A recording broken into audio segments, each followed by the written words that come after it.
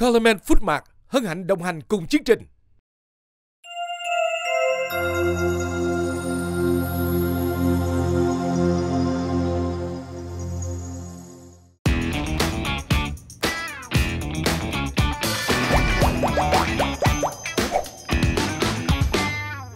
Với những bước chuyển mình nhanh chóng, thành phố Long Xuyên, tỉnh An Giang nhanh chóng vươn lên là thành phố lớn thứ hai ở đồng bằng sông Cửu Long, chỉ sầm uất sau thủ phủ Tây Đô Cần Thơ.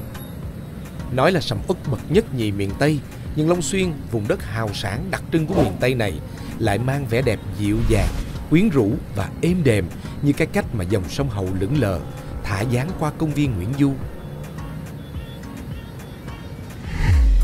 Dù ai xuôi ngược bốn bề, chưa đến ông hổ chưa về An Giang.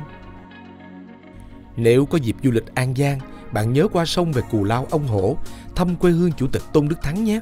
Trên Cù Lao này còn có khu lưu niệm Chủ tịch Tôn Đức Thắng. Ở đây vẫn còn lưu giữ ngôi nhà thời niên thiếu của vị chủ tịch đáng kính, đền thờ và nhà trưng bày về thân thế và sự nghiệp của bác Tôn kính yêu.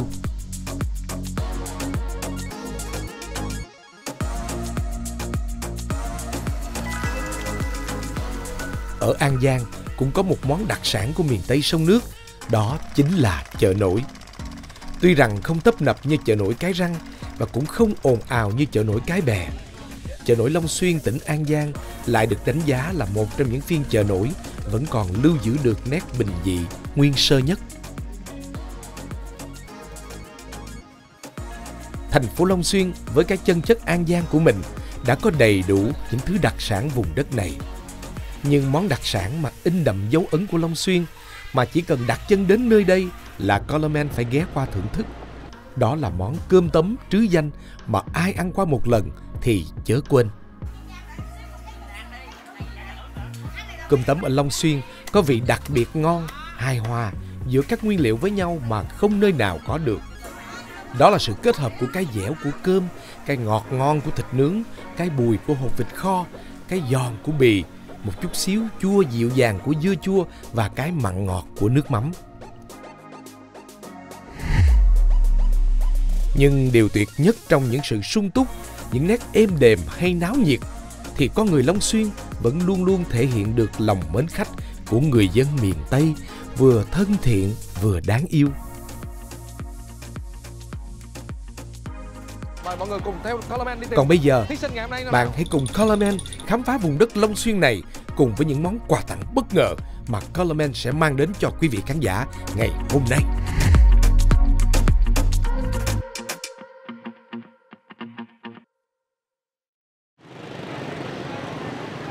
Dạ, chào chị.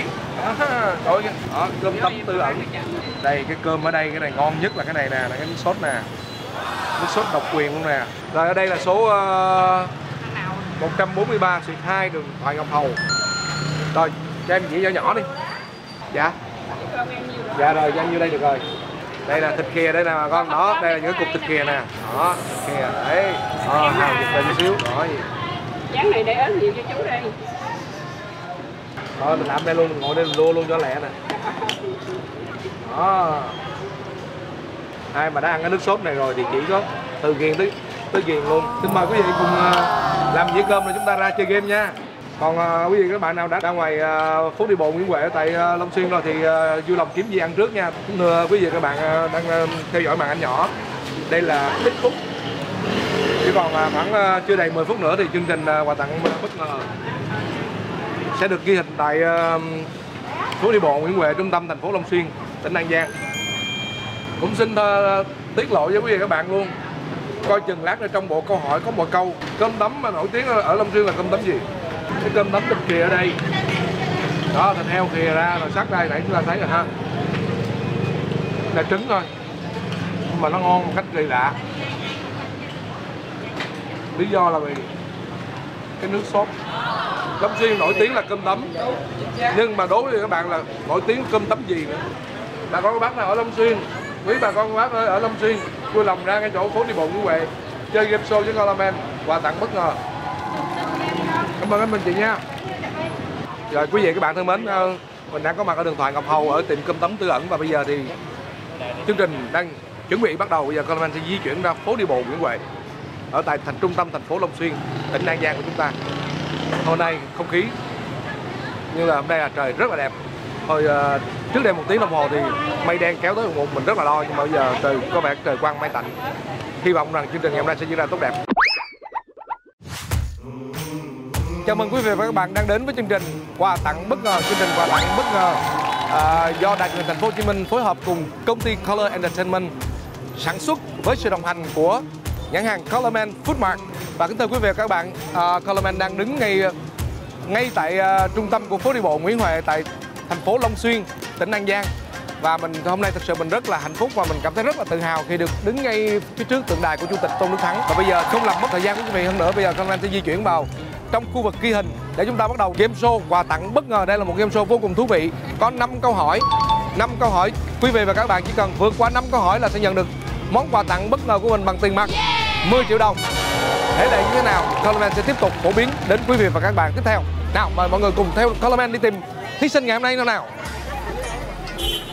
Rồi bà con cô bác ơi, bà con cô bác đang xem livestream, mọi người nhanh chóng chạy ra khu vực trung tâm nha. Đây, phố đi bộ Nguyễn Huệ ngay phía sau lưng tượng đài của Bác Tôn. Rồi đang có bao nhiêu khán giả đang xem rồi, có bao nhiêu khán giả đang ở tại Long Xuyên, mọi người giơ cánh tay lên cho Colorman thấy nào. Rồi đây, yeah. Dạ. Quý vị và các bạn biết mình đang tìm gì không? Dạ, kính thưa quý vị và các bạn, là Colorman đang nhìn những cái bối cảnh xung quanh để xem có cái chỗ nào để lát mình giấu những cái mật thư của mình. Bởi vì trên tay của Colorman là có những cái mật thư, trong đó có ghi đáp án chính xác. Và đó cũng là một trong 3 quyền trợ giúp của chương trình. Có nghĩa là quý vị và các bạn khi tham gia cái chương trình này có 5 câu hỏi, quý vị và các bạn bí lập tức sẽ có 3 quyền trợ giúp. Quyền trợ giúp thứ nhất đó là quý vị và các bạn có thể gọi điện về cho người thân hỏi đáp án, hoặc quý vị và các bạn có thể mời bất kỳ một cái người nào ở trong khu vực gần đây lân cận để hỏi đáp án. Hoặc là một cái giải pháp an toàn nhất, cái quyền lựa chọn an toàn nhất đó là quý vị và các bạn nói ơi Colorman cho mình xin đáp án luôn. Với cái đáp án một chính xác của Colorman thì mọi người phải thực hiện một thử thách, mà một thử thách đó là mình đang dòm chỗ nào để mình giấu mật thư. Có thể nói đó là cái mật thư của Colorman và đó chính là đáp án chính xác. Rất là đơn giản, 5 câu mà có tới 3 quyền trợ giúp. Nhưng mà 3 quyền trợ giúp này chỉ được rơi vào 4 câu đầu tiên thôi, còn câu thứ 5 là cái câu chốt hạ mà mình gọi là cái câu đó là cái giải thưởng đặc biệt là 10 triệu thì chúng ta sẽ không được có quyền trợ giúp nào cả. Ngoại trừ trường hợp quý vị và các bạn không sử dụng một cái quyền trợ giúp nào cho trong 4 câu trước đó thì quý vị và các bạn sẽ được quyền sử dụng một quyền trợ giúp cho câu hỏi thứ 5 là câu đặc biệt. Rồi, bây giờ chương trình sẽ được phép bắt đầu. Ở đây có ai sẵn sàng chơi game không nào? Rồi, xin mời em mặc cái áo. Rồi bây giờ đầu tiên thì em hãy giới thiệu về bản thân, em tên gì, em đang công tác ở đâu và em năm nay là bao nhiêu tuổi? Dạ, em xin tự giới thiệu, em tên là Mỹ Duyên. Em đến từ Mỹ Bình, Long Xuyên, An Giang. Rồi. Dạ, em công tác ở trường Đại học An Giang. Đại học An Giang. Dạ. Đây là bạn Mỹ Duyên đến từ Mỹ Bình và bạn công tác ở trường Đại học An Giang. Bạn là người tham gia đầu tiên của chương trình. Quý vị và các bạn cho một tràng pháo tay để cổ vũ cho bạn Mỹ Duyên của mình nhé. Bây giờ trước khi chúng ta bắt đầu với người chơi đầu tiên thì Colorman xin giới thiệu lại một lần nữa là cái thể lệ của cái game show này. Thể lệ game show rất là đơn giản. Chúng ta có 5 câu hỏi. Câu thứ nhất trả lời trúng 500.000. Câu thứ hai trả lời trúng 1 triệu đồng. Câu thứ ba trả lời đúng 2 triệu. Câu thứ tư trả lời đúng 5 triệu. Và câu thứ 5 trả lời đúng là 10 triệu đồng. Và 10 triệu đồng là nhận ngay tại nơi đây luôn. Quý vị và các bạn có thể dừng cuộc chơi bất cứ lúc nào. Và quý vị và các bạn sẽ được 3 quyền trợ giúp. Có nghĩa là nếu mình hỏi một câu, bà con không biết câu trả lời, không biết đáp án thì mình có thể gọi điện về nhà hỏi người thân xem là đáp án như thế nào. Hoặc quyền trợ giúp thứ hai là mình sẽ tìm xem một người nào đó trong khu vực lân cận để mình trả lời. Và quyền trợ giúp thứ ba là yêu cầu Colorman cung cấp một đáp án. Và cái đáp án này của Colorman thì yêu cầu quý vị và các bạn phải thực hiện ngược lại một cái điều kiện gì đó. Thì lát nữa mình sẽ tính sau, mình sẽ nói sau, được chưa? Rất là đơn giản. Cảm ơn Mỹ Duyên đã đến với chương trình và là người chơi đầu tiên. Nhưng mà người chơi đầu tiên thì bao giờ cũng là một là sẽ là thuận lợi nhất, mà hai là sẽ khó khăn nhất, được chưa? Cho nên anh sẽ chọn cho em một cái bộ câu hỏi mà nó rất là đơn giản. Đó, với người chơi đầu tiên. Được may mắn. Giờ được may mắn đúng không? Dạ. Rồi, bây giờ câu đầu tiên cho em một câu rất là dễ là chúng ta đang đứng sau lưng tượng đài của Chủ tịch Tôn Đức Thắng, của bác Tôn kính yêu chúng ta. Bác Tôn sinh năm nào và mất năm nào? Dạ, em xin trả lời câu hỏi đầu tiên. Bác Tôn sinh năm 1888, mất năm 1980. Trong tay anh không có đáp án của câu này. Trong tay anh không có đáp án của câu này. Nhưng mà nãy đứng ngay chỗ tượng đài thì anh có nhìn thấy phía trước tượng đài có để năm sinh và năm mất của bác Tôn kính yêu của chúng ta. Chính xác, chúc mừng em đã vượt qua câu đầu tiên. 500.000. Rồi bây giờ em đi tiếp hay là em dừng lại? Dạ em đi tiếp. Đi tiếp luôn. Rồi Dạ. câu thứ hai, giải thưởng là 1 triệu đồng. Và câu thứ hai nó cũng rất đơn giản, cũng giống như câu thứ nhất thôi. Tung lò mò là gì? Dạ em xin trả lời câu hỏi thứ hai. Tung lò mò có nghĩa là lọc xưởng bò. Tung lò mò là gì? Bạn Mỹ Duyên trả lời tung lò mò là lạp xưởng bò, đúng không quý khán giả? Đúng không?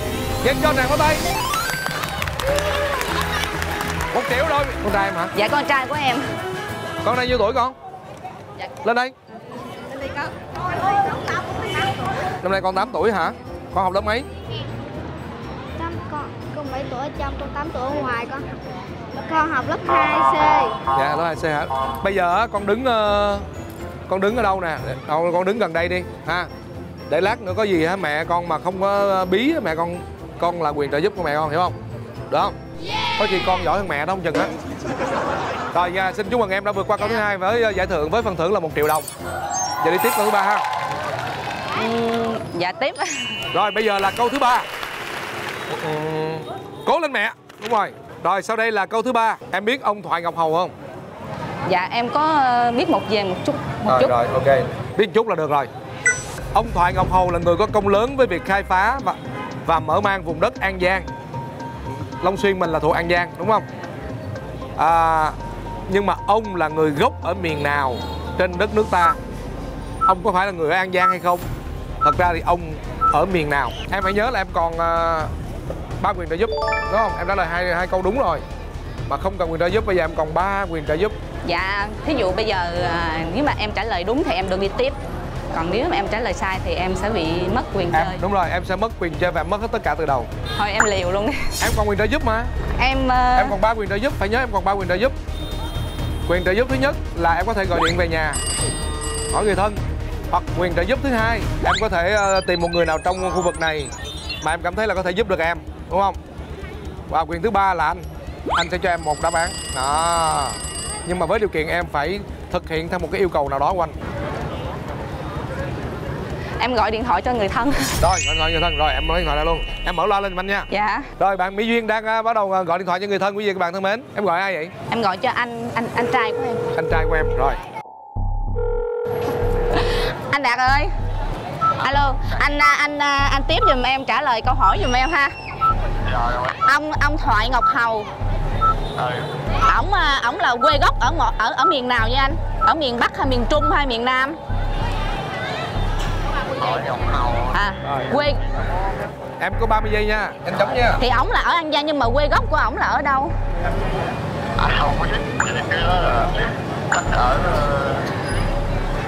Ở miền Bắc hay miền Trung ha? Còn 10 giây. Người Hoa hả? Rồi cảm ơn anh nha. Rồi em có đáp án chưa? 3 miền đó em tự em chọn. Dạ em xin trả lời đó là người miền Trung. Tại sao em nghĩ là người miền Trung? Tại vì em loại trừ thôi, em hên xui. Hên xui thôi hả? Dạ em nghĩ là nếu mà không phải người miền Nam thì là thì còn hai cái người Bắc hoặc là người miền Trung thì tại sao em không nghĩ là người miền Bắc? Em chưa nghĩ tới. Thôi bây giờ là đáp án của chương trình nha. Rồi trước khi đi vào đáp án chương trình thì anh xin cho em thêm một ít thông tin và quý khán giả ở đây chúng ta một ít thông tin cũng như là quý khán giả đang xem đài. Ông Thoại Ngọc Hầu tên thật là Nguyễn Văn Thoại, sinh ngày 26 tháng 11 năm Tân Tỵ năm 1761, niên hiệu Cảnh Hưng thứ 22, tại xóm An Trung, làng An Hải thuộc huyện Diên Phước, Phủ Điện Bàn, tỉnh Quảng Nam. Thời Nguyễn mà nay thuộc phường An Hải Tây, quận Sơn Trà, thành phố Đà Nẵng. Vậy là miền gì? Dạ miền Trung. Miền Trung. Rồi bắt tay em, chúc mừng em. Rồi chúc mừng Mỹ Duyên đã vượt qua vòng 3 với phần thưởng là 2 triệu đồng. Bây giờ đi tiếp không? Dễ không? Dạ. Nếu mà đi qua câu thứ 4 là em sẽ được 5 triệu đồng. Dạ em xin đi tiếp. Đi tiếp luôn đúng không? Dạ. Em còn 2 quyền trợ giúp nữa. Dạ. Nhớ nha, 2 quyền trợ giúp nữa. Thì là 1 quyền là em đã gọi cho người thân rồi, vậy là em phải chọn người nào trong đây hoặc là em phải nhờ lấy đáp án của anh. Dạ. Nhưng mà anh nói trước lấy cái đáp án của anh là em mệt lắm đó. Anh nói trước á, vất vả lắm. Nhưng mà anh chắc anh thương em, anh không cho em vất vả đâu. Rồi, anh không biết, hên xui. Rồi bây giờ chúng ta bước sang câu thứ tư. Mùa nước nổi ở miền Tây kéo dài từ tháng mấy đến tháng mấy hàng năm? Mùa nước nổi miền Tây kéo dài từ tháng mấy đến tháng mấy hàng năm? Em xin quyền trợ giúp. Xin quyền trợ giúp nữa hả? Dạ, rồi em chọn ai? Em chọn ai? Anh có một bà chú bé đưa tay kìa. Dạ em xin nhờ cái anh áo đen. Anh áo đen hả? Rồi em tên gì? Dạ em tên là Minh Khương. Minh Khương hả? Minh Khương ạ. Em công tác ở đâu? Dạ em là sinh viên của Đại học An Giang ạ. Sinh viên Đại học An Giang rồi, vậy thôi trả lời đúng chắc rồi. Câu hỏi thứ tư, mùa nước nổi ở miền Tây kéo dài từ tháng mấy đến tháng mấy hàng năm? Dạ từ tháng 7 đến tháng 8 âm lịch. Tháng 7 đến tháng 8 âm lịch. Quý vị và các bạn bên ngoài vui lòng giữ trật tự, đừng nhắc nha. Tại vì quý vị và các bạn mà nhắc là coi như là xem như câu đó không là vô hiệu, câu trả lời vô hiệu. Em theo em là tháng 7 tháng 8 đúng không? Rồi, chốt đáp án cuối cùng nhanh đi nha. Rồi. Dạ. Bây giờ vậy thì đáp án cuối cùng là tháng mấy? Em có thể suy nghĩ lại em Suy nghĩ lại gì? ý là em tích hợp giữa hai ý kiến của em. Tùy em. Đáp án cuối cùng vẫn nằm ở em, Dạ. còn đây là ban này gợi ý cho em. Dạ. Rồi từ tháng mấy tới tháng mấy á? Dạ bây giờ theo em suy nghĩ thì mùa nước nổi bắt đầu từ tháng 7 đến tháng 10 âm lịch. Tháng 7 đến tháng 10 dương lịch hay âm lịch? Âm lịch. Âm lịch. Hàng năm thì như quý vị các bạn cũng biết rồi đó, là cái mùa nước nổi mình sẽ diễn ra trong vòng 3 tháng chứ không phải là 1 tháng. Cho nên là cái gợi ý của bạn Minh Khương là chưa chính xác. Tại vì cái mùa nước nổi là diễn ra trong 3 tháng chứ không phải 1 tháng, thì không có lý do gì mà từ tháng 7 đến tháng 8 âm lịch được. Đó là cái thứ nhất. Rồi cái thứ hai nữa là diễn ra trong 3 tháng, mà thông thường thôi. Thì thông thường người ta được đúc kết là hàng năm cứ vào khoảng tháng 7 tới tháng 10 âm lịch. Chính xác là như vậy. Tháng 8 tới tháng 11 dương lịch thì sẽ có những con nước lớn từ thượng nguồn sông Mekong đổ về đồng bằng sông Cửu Long tạo thành một biển nước. Nhất là tại 3 tỉnh Đồng Tháp, An Giang và Tứ Giác Long Xuyên. Đặc biệt là chúng ta cũng biết rồi, sản phẩm của mùa nước nổi tính là cá linh, đúng không? Rồi, xin chúc mừng bạn Mỹ Duyên đã vượt qua vòng 4. Mặc dù sự trợ giúp, gợi ý của bạn trợ giúp chưa chính xác, nhưng mà bạn không biết sao bạn đứng bằng tích hợp sao ra 3 tháng, là từ tháng 7 tới tháng 10. Nhưng mà cái đáp án cuối cùng vẫn là bạn, như vậy bạn hoàn toàn xứng đáng để chiến thắng ở vòng 4 này với giải thưởng là 5 triệu đô. Rồi em đi tiếp hay dừng lại? Để em suy nghĩ, em hồi hộp quá. Em không nghĩ là em có thể đến 4 câu hỏi vậy. Quý vị và bạn thân mến, có vẻ như là thí sinh đầu tiên của chúng ta, người chơi đầu tiên của chúng ta là chị Mỹ Duyên đến từ Đại học An Giang. Có vẻ là một cái khởi đầu tốt cho ngày hôm nay đúng không quý vị và các bạn? Bây giờ em quyết định đi tiếp hay là dừng lại? Dạ em còn một quyền trợ giúp. Một quyền trợ giúp nữa. Mà em có được sử dụng, không được xài hả? Đúng rồi. Em ở câu 5 này nếu mà em muốn được quyền trợ giúp thì là em không được sử dụng. Ở 4 câu đầu em không sử dụng bất kỳ một quyền trợ giúp nào, thì câu 5 em mới được quyền sử dụng quyền trợ giúp. Em cảm thấy em quá may mắn rồi, em xin dừng lại ở đây. Rồi ok rồi. Như vậy là bạn muốn dừng lại ở đây để bảo toàn giải thưởng 5 triệu. Vì bạn muốn nhường lại 5 triệu cho người chơi kế tiếp, Dạ, đúng không? Rồi, dạ. Chứ mình lấy luôn 10 triệu cũng hơi kỳ ha, đúng không? Ý vậy. Dù sao đi nữa, xin chúc mừng em. Dạ. Rồi bây giờ xin mời một vị khách đặc biệt của chúng ta lên trao tặng món quà bất ngờ dành cho chị Mỹ Duyên. Nani?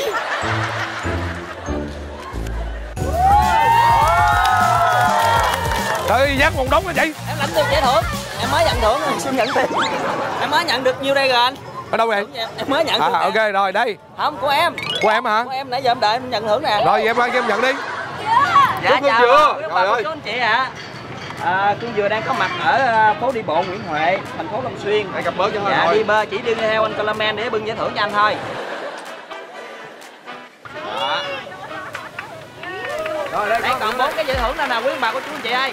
Đó. một lần nữa xin được chúc mừng bạn Mỹ Duyên là cái người chơi đầu tiên của chương trình mà có vẻ là rất là thuận lợi, và hy vọng ngày hôm nay là mình mong rằng là những người chơi kế tiếp chúng ta cũng còn phải ít nhất là 3-4 người chơi nữa, và hy vọng nếu như người chơi nào đi càng sâu, hy vọng là giải thưởng sẽ càng nhiều.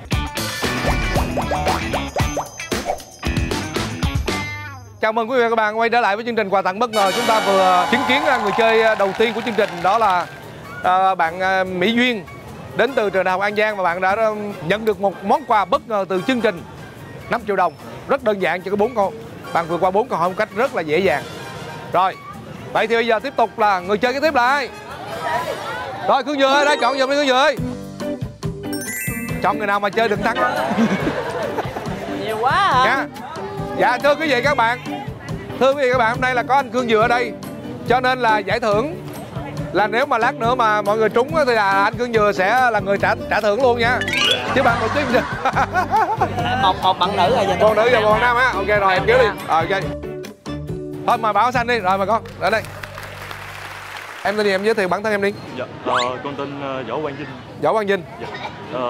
Đến từ trường Đại học An Giang. Đến từ trường Đại học An Giang. Dạ. Bạn Võ Quang Vinh đến từ trường Đại học An Giang. Năm nay con nhiêu tuổi? Dạ, năm nay con 20. Rồi 20 tuổi. Võ Quang Vinh đúng không? Rồi, con sẵn sàng chưa? Dạ, sẵn sàng. Rồi, con đã nắm được cái luật chơi của chương trình chưa? Dạ là chú có thể. Chú nhắc lại nha. Luật chơi của chương trình rất đơn giản. Bạn có 5 câu hỏi. Câu thứ nhất 500.000. Nếu bạn vượt qua câu thứ hai 1 triệu, câu thứ ba 2 triệu, câu thứ tư 5 triệu và câu thứ năm là 10 triệu. Và bạn có 3 quyền trợ giúp. Một là mình gọi điện về cho người thân. Hai là mình kiếm một cái gương mặt nào trong đây để trợ giúp cho mình. Ba nữa là xin đáp án từ Coleman. Nhưng mà khi chú đưa con đáp án chính xác thì con phải thực hiện một cái thử thách nào đó do chú đề ra, và cái thử thách đó có thể con không thực hiện được, con mất luôn cái quyền đó. Chỉ có 60 giây thôi. Ở ngoài kia có ban tổ chức bấm đồng hồ rồi sẽ nhắc mình. Bây giờ quý vị bạn thân mến, chúng ta bắt đầu tiếp tục với người chơi thứ hai. Anh Khương Dừa sẽ giúp hỏi con một câu đầu tiên mà rất là đơn giản để cho em nó vượt qua vòng đầu tiên đi. Dạ. 500.000 em hỏi sao một câu một. Đó, tự em nghĩ ra luôn hả? Tự em nghĩ ra và có đáp án mà phải đáp án đúng ra ngoài. Con hỏi vui ha. Xin phép bà con cô bác và Khương Dừa sẽ hỏi bạn Quang Vinh câu hỏi đầu tiên. Câu 1 là tên đầy đủ của anh Coleman là gì? 60 giây bắt đầu.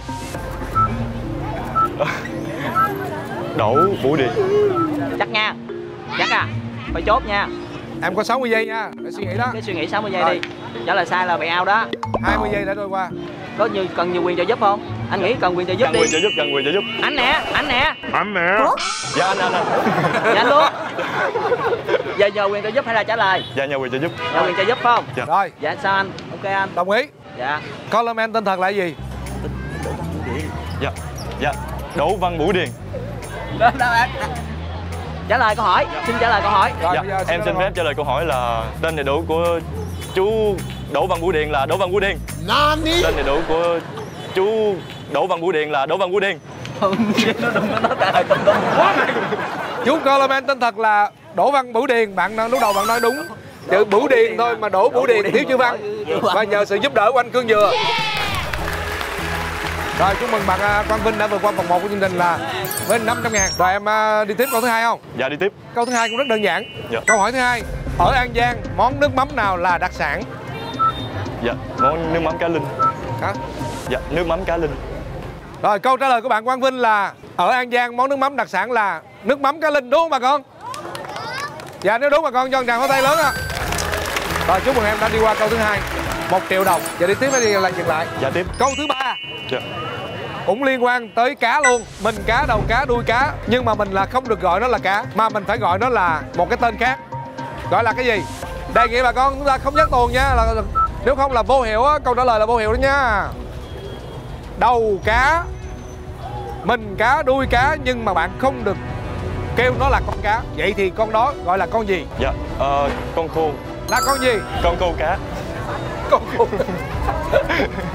Còn con gì nữa không? Dạ, con mắm. 40 giây đã trôi qua rồi, bây giờ suy nghĩ một lần nữa nha. Con mắm. Xin chúc bà con chính xác. Đó là con mắm hoặc là con khô. Rồi. Dạ con. Rồi chúc mừng bạn Quang Vinh đã vượt qua vòng 3 là 2 triệu. Dạ. Giờ đi tiếp không? Dạ đi tiếp. Bây giờ câu thứ tư là nó liên quan tới ẩm thực. Ở Long Xuyên mình nổi tiếng nhất là cái món ăn gì? Dạ, cơm tấm. Chưa chính xác. Dạ, em xin phép sử dụng quyền trợ giúp được không ạ? Rồi ok, em còn 2 quyền trợ giúp. Hồi nãy em đã nhờ một quyền trợ giúp là anh Cương rồi. Bây giờ em phải có một quyền trợ giúp thứ hai là một là gọi điện về người thân. Dạ.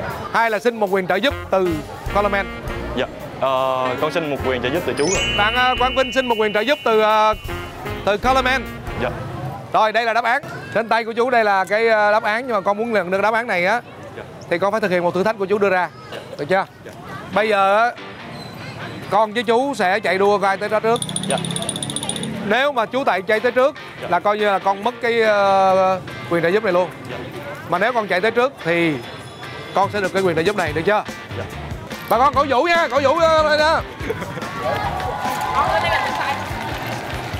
Rồi bây giờ thôi, đơn giản vậy thôi. Bắt đầu đứng đây đúng không?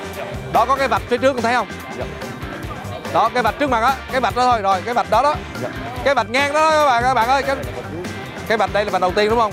Rồi, ai chạm vạch thứ hai trước là người đã thắng. Rồi bây giờ các em sẽ đếm nha. Đếm 1 2 3 nha, bắt đầu là hãy hết dứt tiếng 3 là mình chạy nha. Rồi, 1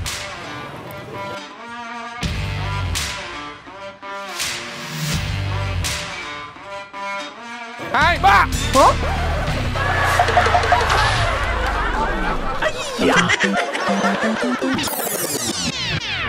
Rồi bây giờ các em sẽ đếm nha. Đếm 1 2 3 nha, bắt đầu là hãy hết dứt tiếng 3 là mình chạy nha. Hãy hết dứt tiếng 3 là mình chạy nha. Rồi 1 2 3 2 3 2 3.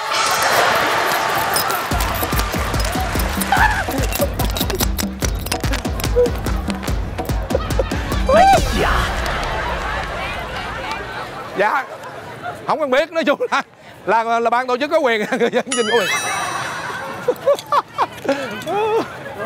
Thôi bó tay rồi, nói chung là Quang Vinh đã rồi. Rồi nhưng mà chưa hết đâu, còn đừng lo, bây giờ vẫn còn một. Nói chung là cái thử thách vừa rồi là bạn Quang Vinh đã thua Coleman rồi. Tôi sợ mất 5 triệu mà tôi chạy quá trời khỏi đất luôn á, chạy muốn xuống quần luôn. Rồi nhưng mà thôi bây giờ vẫn còn một thử thách nữa. Rồi một thử thách phụ nữa. Nếu mà bạn Quang Vinh vượt qua thử thách này thì vẫn được cái đáp án đó. Rồi bạn tổ chức bây giờ cho biết thử thách kế tiếp là gì? Như vậy các bạn thân mến, như vậy là trong cuộc đua gọi là nước rút vừa rồi thì quý vị các bạn cũng đã thấy được tài năng chạy nước rút của Coleman rồi. Khó lường lắm. Miệng thì đếm mà tay chân vẫn chạy, cho nên là đó là lý do mà Quang Vinh không thể chiến thắng được mình. Rồi bây giờ thì bạn này sẽ được một cơ hội nữa là được thử thách. Được một thử thách nữa để lấy cái đáp án. Nhưng mà lấy đáp án bằng cách nào cũng bá đạo lắm, quý vị các bạn chờ xem nha. Rồi thôi giờ mình quay trở lại khu vực sân khấu chính nha. Ok rồi. Nhờ may quá, nhờ có dĩa cúp tấm mà mình chạy ghê vậy luôn á. Sau khi Quang Vinh thất bại với lại cuộc đua nước rút cùng với Coleman, cũng xin chia sẻ với quý vị các bạn đây là một cái chuyện có thật. Ngay mình cao có 1m60 thôi, nhưng mà mình chạy rất là nhanh. Hồi xưa học ở trường đó là chạy nước rút là mình chạy dữ lắm. Thành ra là tại vì bạn Quang Vinh không có biết. Rồi và đây là cái thử thách phụ để cho coi như là tạo điều kiện để cho bạn Quang Vinh chúng ta có thể đạt được cái quà tặng bất ngờ ở vòng thứ tư này. Và vòng thứ tư này nếu bạn vượt qua thì bạn sẽ được 5 triệu. Đó. Trong đây là có 10 tờ giấy, làm trong đó ghi đáp án. Và chỉ có 2 cái là đáp án thật, đáp án chính xác, còn 8 cái khác là đáp án không đúng. Như vậy thì bạn có 1 phút 30 giây để bạn lấy 10 cái đáp án này. Nếu mà bạn muốn tìm được cái đáp án thật thì rất dễ.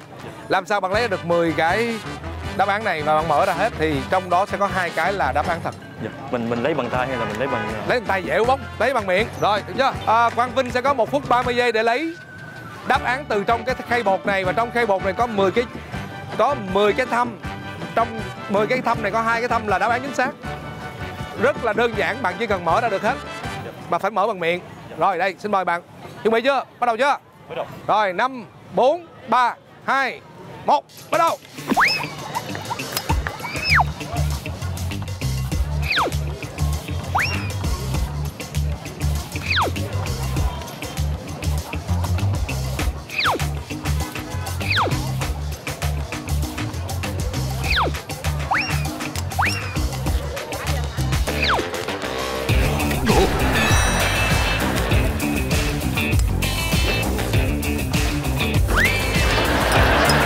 Bây giờ là còn có 1 phút thôi.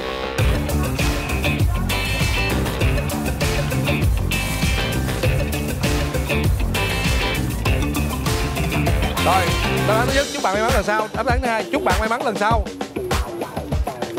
Rồi đáp án thứ ba chúc bạn may mắn lần sau. Chết rồi. Sao kỳ vậy? Thứ tư chúc bạn may mắn lần sau. Chúc. Còn cái nào?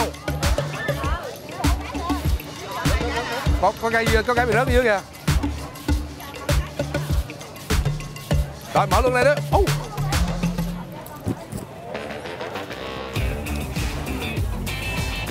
Còn bao nhiêu giây bà con ơi. Bà tổ chức ơi. 1 phút 22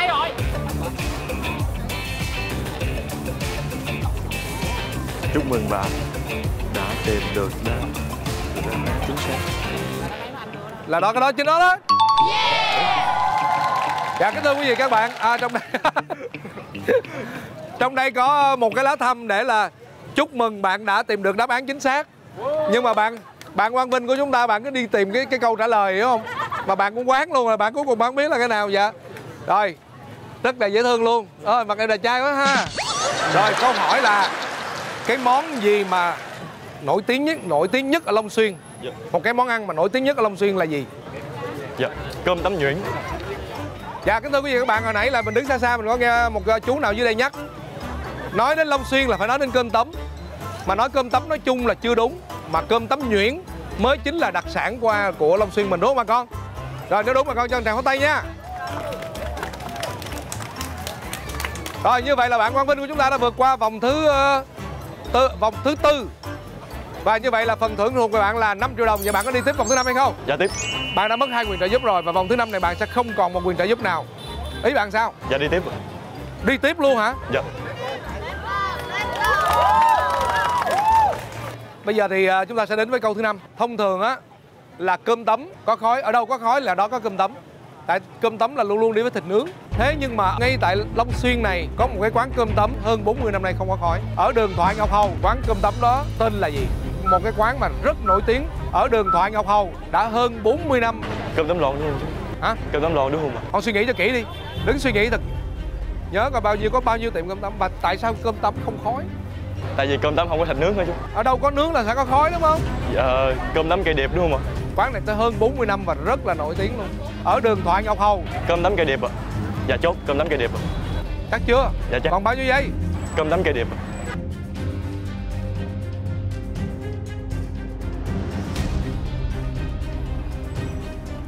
Chưa chính xác, rất tiếc là chưa chính xác. Thưa quý vị các bạn, cái quán cơm tấm mà Coleman muốn nói đến và trong đáp án này, dạ, theo trong đáp án này, đó là cơm tấm thịt khìa Tư Ẩn ở đường Thoại Ngọc Hầu. Rồi đúng không bà con?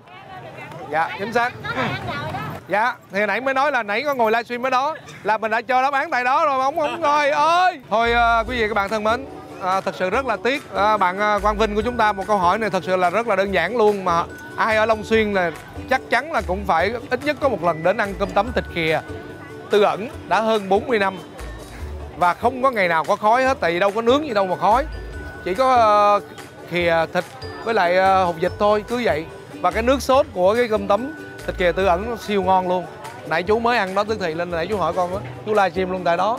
Rồi thôi xin chào tạm biệt con, mặc dù là rất là tiếc đã đi đến vòng 4 nhưng mà quyết tâm đi đến vòng 5 luôn, không dừng lại. Thôi thì chú không biết nói gì hơn, chỉ gửi con một cái phần quà kỷ niệm. Dạ con cảm ơn. Cảm ơn Quang Vinh ha. Dạ. Rồi chú rất tiếc, chào tạm biệt con nha. Dạ chú. Dạ bà con chân trọng tay tạm biệt bạn Quang Vinh nha. Rồi xin mời người chơi thứ 3.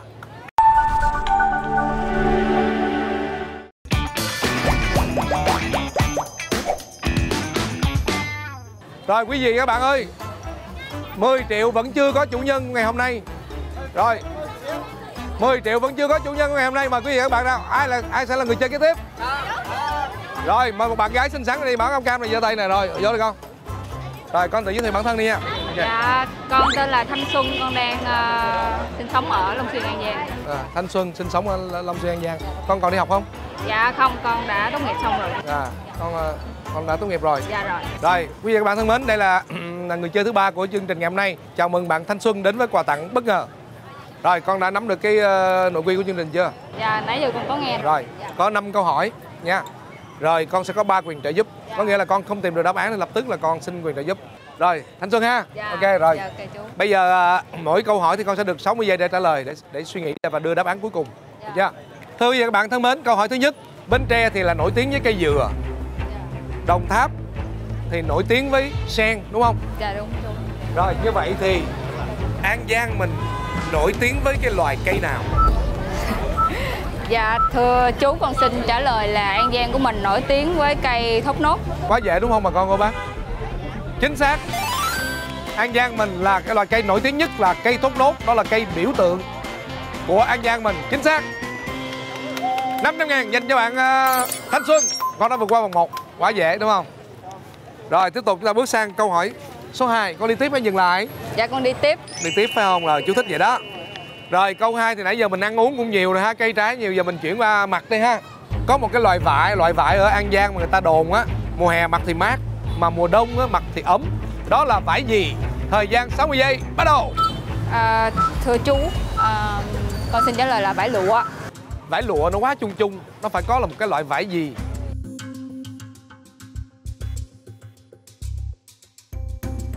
Con xin sử dụng quyền trợ giúp. Rồi, xin sử dụng quyền trợ giúp.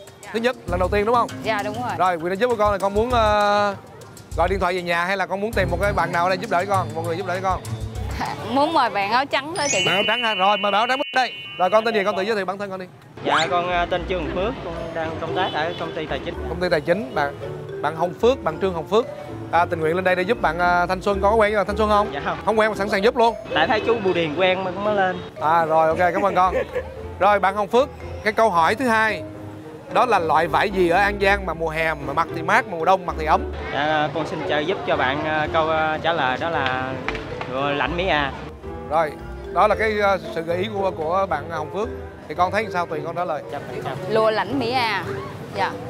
Rồi, bạn với sự trợ giúp bạn Hồng Phước, bạn Thanh Xuân của chúng ta xin chốt câu trả lời là lãnh Mỹ A. Đúng không bà con? Dạ, dễ ẹt nhưng mà cũng không trả lời được, cũng phải nhờ quyền trợ giúp. Dù sao đi nữa, chúc mừng con.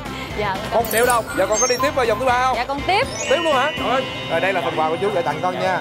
Rồi bạn Thanh Xuân tiếp tục đến vòng thứ 3. Rồi câu thứ 3 này là lĩnh vực gì chú? Bây giờ lĩnh vực ẩm thực hay lĩnh vực nghệ thuật, con muốn lĩnh vực nào chú cho? Đó, có một trong hai câu đó. Ẩm thực đi chú ơi. Ẩm thực hả? Ẩm thực rồi. Câu thứ 3 là liên quan tới ẩm thực. Thông thường thì gà đó mình ăn với lá chanh đúng không bà con? Dạ đúng. Ăn với lá chanh thì nó rất là ngon, rất là thơm. Nhưng mà ở An Giang mình có một cái loại trái, mà cái trái này á, ai mà ăn gà mà biết ăn nó còn thơm hơn cả lá chanh nữa. Thì đó là cái trái gì? Dạ con xin trả lời chú là trái trúc. Tại vì nhà trái con gì? có trồng trái trúc. Trái trúc hay là trái trúc? Trái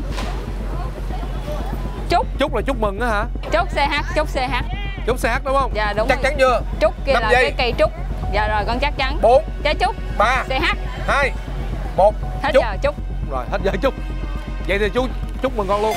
Cảm ơn chú. Rồi như vậy là bạn đã vượt qua vòng thứ 3. Dạ kính thưa quý vị các bạn, trái trúc. Trái trúc được xem là đặc sản của vùng Bảy Núi An Giang.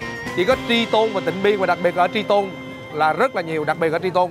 Và hiện nay thì cái trái này giá thành nó còn cao hơn cả cái trái chanh nữa, gấp 5-6 lần. Đó.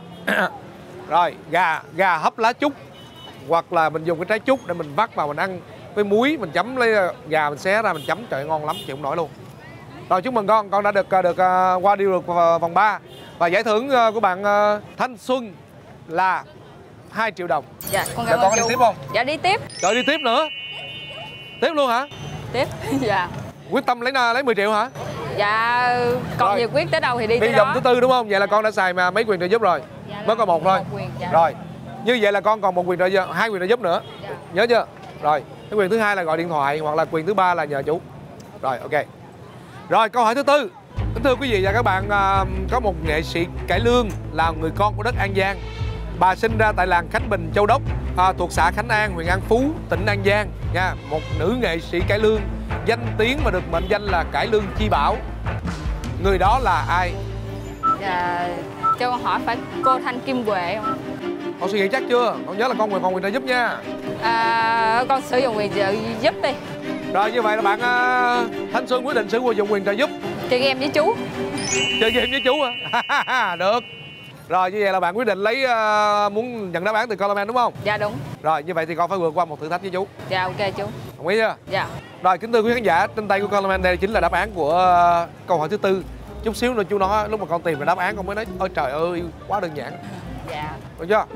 Rồi thử thách của bạn là gì? Mời các bạn ban tổ chức quý vị và các bạn thân mến, và bây giờ là cái thử thách mà bạn Thanh Xuân của chúng ta phải thực hiện để giành được cái đáp án chính xác từ tay của Coleman. Rồi, phía trước mặt con là một cái giá, trên đó có một cái tấm vải màu đỏ. Ban tổ chức của chúng ta, một bạn trợ lý sản xuất sẽ mở cái tấm vải màu đỏ lên. Và trong cái tấm vải màu đỏ này, đó là một bức tranh có rất nhiều đồ vật khác nhau. Thanh Xuân và chú phải cùng cố gắng ghi nhớ có bao nhiêu đồ vật trên đó và mình ghi lại xuống đây. Nếu mà ai ghi nhiều hơn là người đó chiến thắng. Nếu chú chiến thắng cũng đồng nghĩa là con mất quyền trợ giúp. Dạ. Và con phải ra về tay trắng. Và nếu con chiến thắng thì con nhận được đáp án chính xác. Rồi, 10 giây để nhìn cái bức tranh này và 1 phút 30 giây để hoàn thành cái thử thách. Bắt đầu.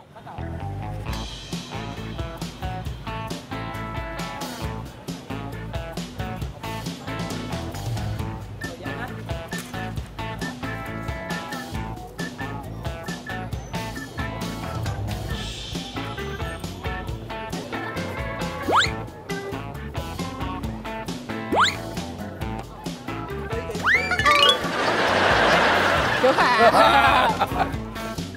Bây giờ đi chắc ăn đi. Vậy chắc ăn, vậy chắc ăn. Đó, rồi ok rồi hết giờ. Ở đây mình qua mình coi kiểm tra nha rồi. Dạ. Thước kẻ. Thước kẻ. Đâu thước kẻ nằm đâu? Cái này không phải thước kẻ chú. Không phải. Rồi sai không tính. Rồi thước kẻ gặp. Hoa. Không có luôn, bị ra hoa luôn. Cái bảng. Bảng có. Cái ly. Ly có. Cái máy bay. Máy bay có. Quyển sách. Sách có. Chậu hoa. Chậu hoa có. Cái giường. Cái giường có. Gối. Gối có. Mền. Mình có không? Ủa sao thấy mền hay gì trời? Viết. Cây viết có. Cây. Cây. Cây này chú. Cây có. Cái bàn. Cái bàn này. Bàn có. Ghế. Ghế có. Nệm. Nệm có. Ga giường. Có luôn hả? Rồi đây. Rồi tiếp tục nè cô chú. Rồi, cái bàn. Cái bàn có nha. Ghế có không? Có ghế. Giá tranh đúng không? Có giá tranh. Cái banh. Có. Cái giường. Có giường. Mền. Có mền. Không có mùng. Không có mùng. Có gối. Có gối. Có đèn. Có đèn. Nệm. Có nệm. Rồi ok. Đếm nha, bây giờ đầu đếm nha bà con. Rồi ở đây cô chú là 1 nè, 2, 3, 4, 5, 6, 7, 8, 9 món của con. Rồi đếm. 1, 2, 3, 4, 5, 6, 7, 8, 9, 10, 11, 12, 13 món. Có nghĩa là bạn đã chiến thắng trong cái game này, trong thử thách này. Và như vậy thì bạn sẽ xứng đáng được nhận đáp án của từ Colorman. Rồi đây là đáp án của cái câu hỏi mà rất dễ mà con không nhớ. Rồi con mở lên con đọc cho bà con cô bác nghe luôn. Dạ là nghệ sĩ cải lương Bạch Tuyết. Dạ, kính thưa quý vị và các bạn, nghệ sĩ cải lương nổi tiếng và là người con của đất An Giang mình và được mệnh danh là cải lương chi bảo, đó chính là nghệ sĩ nhân dân Bạch Tuyết. Và với sự giúp đến từ Colorman thì bạn thanh xuân của chúng ta đã vượt qua cái thử thách, một cái thử thách nhỏ nhỏ rất là vui. Nhưng mà bạn cũng đã vượt qua vòng thứ tư, chúc mừng con. Dạ, cảm ơn chú. Vòng thứ tư như vậy là giải thưởng thuộc về con là 5 triệu đồng. Dạ, bây giờ con đi tiếp hay con dừng lại? 10 triệu vẫn chưa có chủ nhân ngày hôm nay. Con có thể hỏi người thân không chú? Hỏi người thân hả? Dạ, hỏi người thân có đi tiếp hay không á? Được, bây giờ bạn có quyền xuống hỏi người thân có đi tiếp hay không? Đâu, người thân con đâu? Dạ, người thân con. Rồi. Dạ, em gái. Em gái hả? Bây giờ chị của con đã đi tới vòng 4 rồi, được 5 triệu rồi. Nhưng mà giải thưởng 10 triệu vẫn đang chờ đợi. Và câu thứ 5 này nó hứa hẹn là cũng rất là dễ, nhưng mà khó. Thì theo con nên đi tiếp hay là dừng lại? Dạ theo con là chị nên đi tiếp đi. Tại vì dù gì mình chơi cũng thử sức bản thân mình. Thì mình đi tới đâu hay tới đó. Em gái con tên gì? Dạ Vi. Gì Thanh Vi con? Vi. Đây là Thanh Xuân, em gái là Thanh Vi. Chị thì nói thôi dừng lại, em thì nói đi tiếp đi chị. Rồi lỡ không trúng rồi sao? Không trúng thì thôi. Con cũng cảm ơn chú, cảm ơn chương trình đã tạo cơ hội cho con có sân chơi ngày hôm nay. Nhưng mà câu thứ tư thì con đã hơi không có chắc rồi, con không có chắc luôn. Con không có nghĩ đến đáp án đó. Chắc là cho con xin dừng lại tại đây. Dạ. Quý vị và các bạn thân mến, như vậy là bạn Thanh Xuân của chúng ta đã quyết định dừng lại tại vòng 4. Giải thưởng thuộc về bạn đó là 5 triệu đồng. Thôi thì chúc mừng con đã đến với chương trình. Và đây là... Cảm ơn chú. Đây là món quà tặng bất ngờ. Cảm ơn con rất nhiều đã đến với chương trình. Cảm ơn con đã đến bây giờ với chú.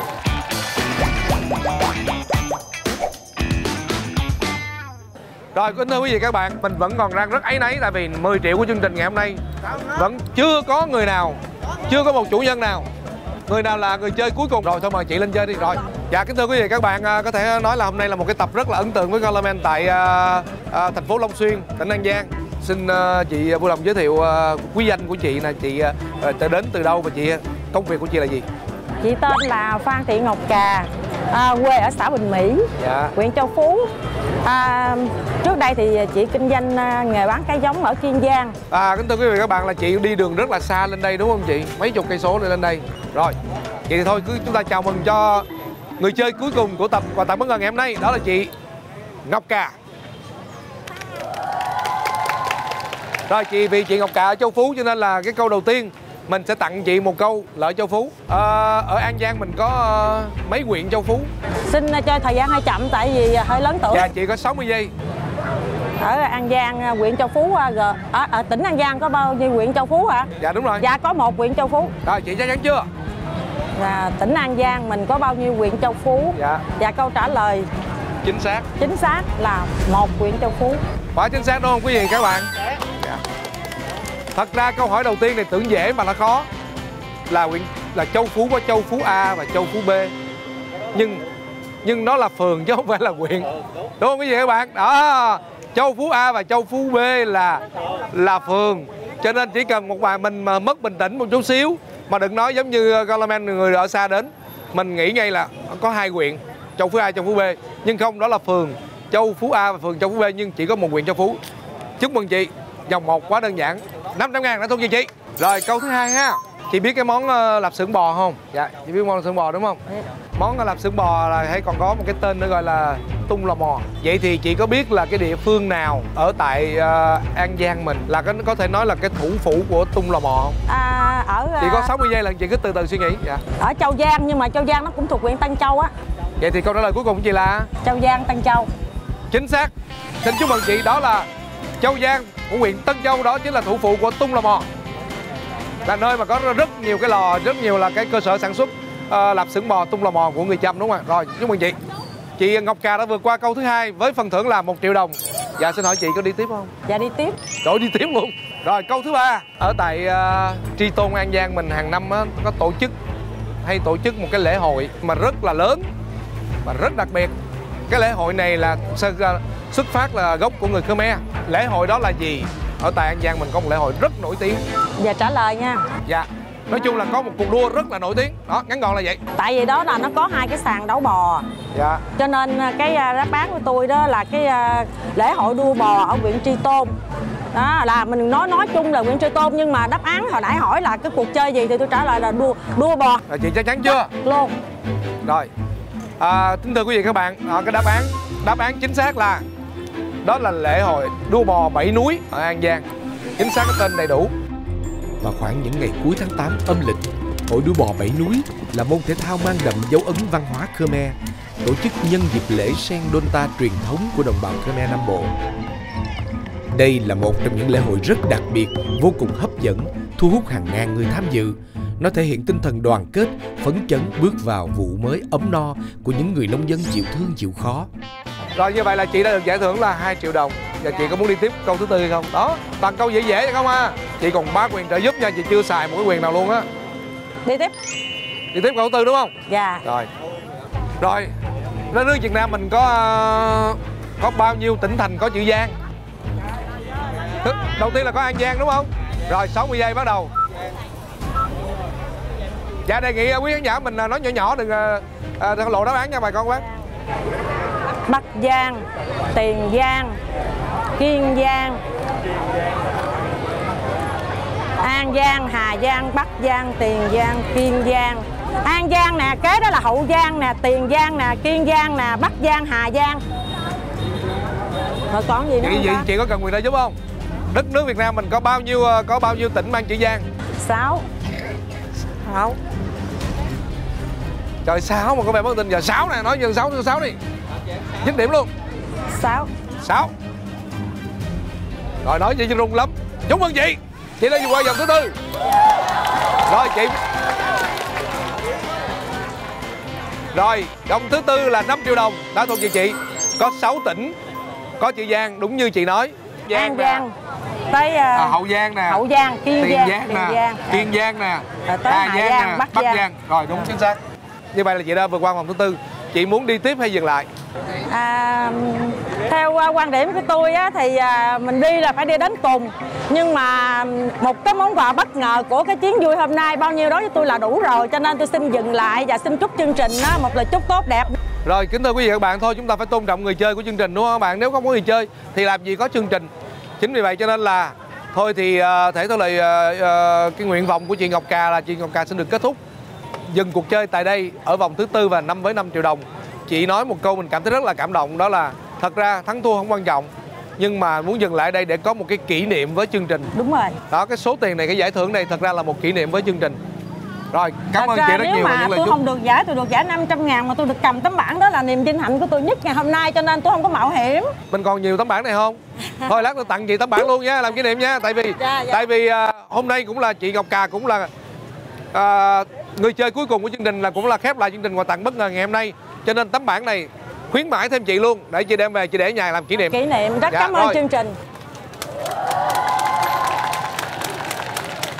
Hôm nay Colorman đang có mặt tại phố đi bộ Nguyễn Huệ, trung tâm thành phố Long Xuyên, tỉnh An Giang, rất đông đảo quý khán giả. Cảm ơn tất cả tình cảm của quý bà con cô bác ở tại Long Xuyên, An Giang, và hẹn gặp lại quý vị và các bạn. Chương trình quà tặng bất ngờ sẽ được khép lại tại đây với chị Ngọc Cà. Và hôm nay có thể nói đây là một tập rất là trọn vẹn. Quà tặng bất ngờ do Đài truyền hình Thành phố Hồ Chí Minh phối hợp cùng công ty Color Entertainment thực hiện và được phát sóng hàng tuần vào tối thứ Sáu lúc 20 giờ 25 phút trên HTV7 với sự đồng hành của nhãn hàng Colorman Food Mart. Đến đây thì Colorman xin chào tạm biệt và hẹn gặp lại quý vị và các bạn. Cảm ơn tất cả bà con cô bác ở Long Xuyên, An Giang đã giúp cho Colorman thực hiện chương trình này một cách thành công. Cảm ơn bà con cô bác. Colorman Food Mart hân hạnh đồng hành cùng chương trình.